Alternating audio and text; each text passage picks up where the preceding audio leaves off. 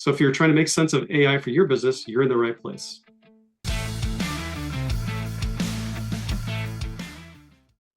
All right, welcome back for the latest edition of Unlocking AI Value.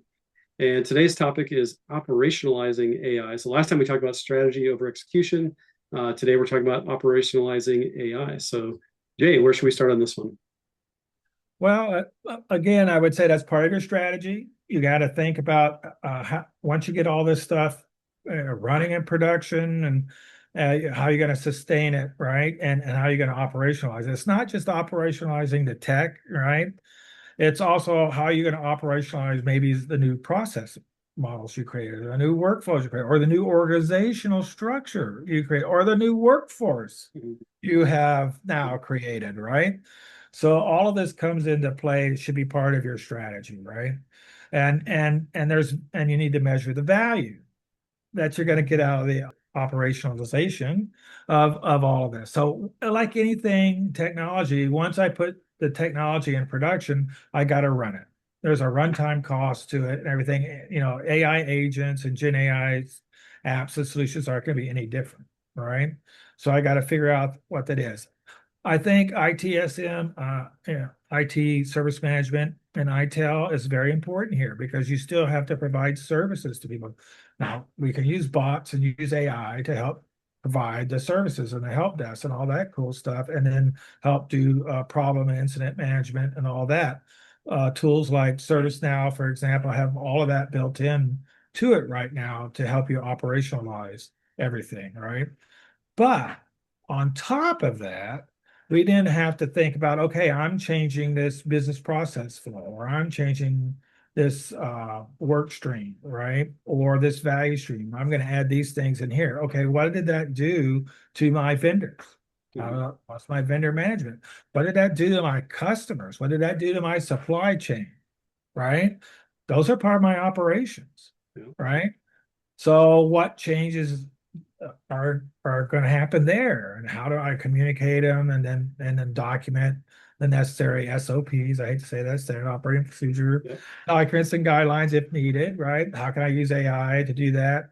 So all of those things, have to be figured out and determined as part of your strategy, right? And then we're not going to boil the ocean and change everything at once, right?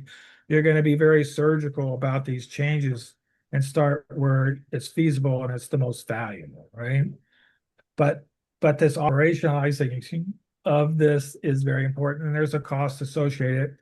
It's going to be on your journal ledger, your book of business, that this is part of your IT costs, but it shouldn't just be IT costs now. Now I've changed business process, so maybe my finance department has changed. Hopefully, it lowers the operational cost there, right? And maybe my marketing and sales has changed, right? So all of those things have to be looked at. It's not just IT. Yeah, and it's a good point that I think probably one of the underestimated factors in this is, let's say we do, automate parts of a workflow or a whole workflow.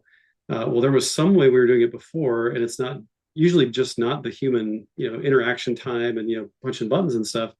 There's probably other pieces to the puzzle. So there might be, software we don't need anymore, or, some marketing process that needs to change or go away, right? Because we've just automated it or it's not relevant anymore. Right. Maybe there's some series of handoffs or sign-offs or things like that we don't do or need, but sometimes we forget to take those out. So automate a bunch of stuff, but then keep the bottlenecks in there, and it gets a little awkward. So, operationalizing isn't just implementation of the solution, but it's really then looking at the whole flow and picture and taking out the parts that don't matter anymore or aren't needed or things like that. It's probably unanticipated kind of things, especially on the software side. And I know, especially we deal with a lot with big enterprises where they've got, in some cases, multi-year contracts for software, and they're starting to find, hey, I can automate this or do this a completely different way, and I don't need that software anymore. But I still have a contract that I have for the next 3 years that I got to pay for it anyway. So what was the point? Right. So, yeah, but I'm sure with some good lawyers they can get out of the country. So all that has to be taken into account. So like we've talked about before, I think this whole AI paradigm shift is significant. It's one of the more significant ones that many of us have experienced in our lifetime, right? So it could touch almost everything in the organization and the company, right? And it could, fundamentally change a lot of things, hopefully for the better, Yeah. right? So all those things, need to be looked at as you go along this journey, right? So as we can see, some companies are already starting to fundamentally change. Like John Deere, they created a new business model, a new revenue stream and everything, right? And there's other companies who have done the same thing, right? So not only do I have to change my internal operations and everything and make it better, but now there's opportunities for me to create new markets, a new revenue streams, and new products that I've never thought of before or never created. Pharma companies now are moving to selling their medicines directly Mhm. Yep. through and not going through pharmacies, for example, right?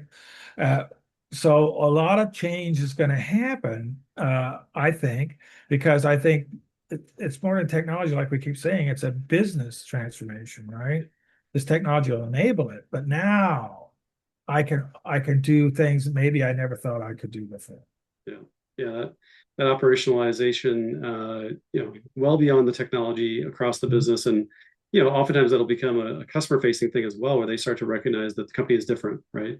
And so to Right, your point, like John Deere's a great example where, everyone knows them for tractors and agricultural equipment and lawnmowers and things like that. But, what Jay's referring to, they've found that, hey, we've got a lot of data on farms and patterns and things like that out there for agriculture, and so that's a whole new revenue and product stream for them, and that's a customer facing thing that people can see now because of AI.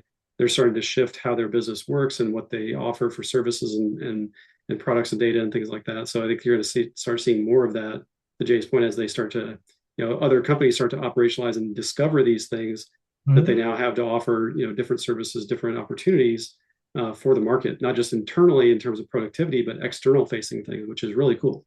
Right. Opening up new opportunities, new markets. So Yeah, and I think that's an important characteristic. We're going to talk about operations. Well, I think we all know that data is very important to AI and to large language models or models, right? But data also is a product. It's an asset, mhm, right? And if you have the right data and it's good data, it's quality, right? And clean, AI now can enable you to make money off of that data, mhm. right? And service your customers better, right? And service society better, right? It's unlocking the momentum of your data. I love it. Yeah, that's great. I mean, it's really important to recognize. And it's not just, sometimes when people think about that, the data side of it, they're thinking, oh, they're stealing my personal data and going to do a bunch of nefarious stuff. But, we're talking about here is more about just you have enough data that you can start seeing patterns that you just couldn't see before, right? Or opportunities to share that data so that multiple, customers or the whole industry can benefit from it, for example, right? So Right. it's not just like, hey, we're going to sell your personal data and start firing ads at you, but for John Deere, it's more like, hey, we start to understand, the best way to grow things in certain climates or patterns about, how to Mhm. seed and harvest and things like Mhm. that across, multiple properties. And then you start to see what works Mhm. best and what doesn't. Then you can start Mhm. sharing that more broadly so that, hey, we all become more effective at what we're doing. And that's the kind of data you can start to, really see with the use of AI that you probably couldn't before because we Mhm. just didn't have the capability. And now that we do, it just becomes a great opportunity for everyone to benefit from it, and that's great. So I think we're going to start seeing more of that in different industries as well. So it's a great Yeah. example. Yeah. Yeah. And then we're seeing a lot of that in pharma and Mhm. biotech too, because in Yeah. healthcare, right? Because data is unlocking their ability to find molecules and medicines now faster, right? It's unlocking the ability for physicians and other healthcare professionals to diagnose Yep. and prescribe and so forth. So it's Yep. it's good. Tons of opportunity with it. So data is really important. And I just Mhm. had some conversations earlier today. Lots of desire out there to operationalize and really go this direction. And I think there's a lot of industries, at least a couple clients I talked to this morning, that they anticipate they're going to find a lot of value in that data, but they feel like right now the data is not clean enough to make those discoveries and those calls. So that's Mhm. one of their highest priorities right now is it's not just the AI implementation. It's really let's go back and clean up our data so that we can use the AI more effectively once we get to that point. So, that's going to be priority number one for a lot of organizations who feel like there's opportunity there for the taking if they just could clean up the data. So yeah, I think it'd be a good investment. Yep. And we've seen, several companies. I know even 2 years ago at the Agile Indie conference, I remember there was a panel discussion with several well-known CIOs from some companies here in Indy, and lots of discussion about that some of them years before had recognized this was going to be the way to go. And so they invested early on to say, hey, let's make sure we clean up our data and keep it clean going forward, so we don't have to keep cleaning it up, right? And so they recognized that this was going to be a huge opportunity. We just have to make sure that we're ready for it, and they did a good job of that. And so, like you see, those are a couple great success stories here. One that stood out was Ivy Tech, a big college university system here, especially in the state of Indiana, and they have, I forget, like 90,000 or 100,000 students across their different campuses, tons of data, ranging from just attendance kind of things, grades, all the different geographies they have, but just a lot of stuff out there. And if you can keep your data clean and make sure that it's stays that way, then you have a lot of opportunity to help understand how to help students be more successful, how to help professors, make their lives easier as well. So there's just a lot that goes into that, but just tons and tons of data that they have at their disposal, because they did a nice job years ago of recognizing this and then taking action on keeping that data clean. So, and then that's, to me, that's foundational. And a lot of companies, my prior employer did the same thing. They're ahead of the curve, right? And they're in good shape, and they're growing. And there's a lot of companies who've done it.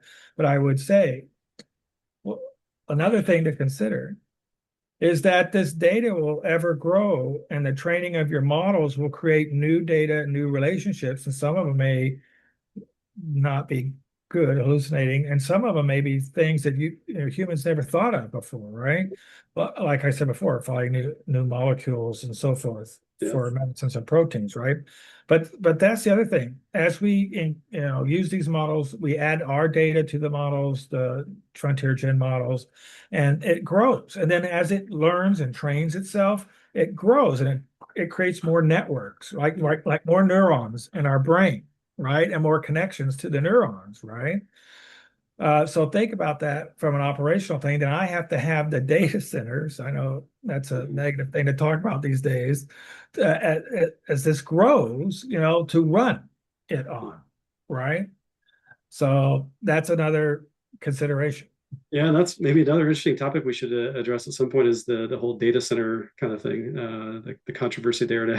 People seem to be on one extreme or the other, and it's obviously somewhere in the middle is probably the right answer, but that could be a whole episode there. So right. Anyway, well, with that, today's episode, that's probably good for today, operationalizing AI and some of the different aspects of that could be interesting. So next time we're going to talk about AI activity versus outcomes. So with that, we'll see you next time. All right. Bye-bye. Operational. Hi. Thanks for listening. Make sure you like and subscribe so you don't miss any upcoming episodes. And drop a comment with topics or questions you'd like us to cover. Thank you. See you later.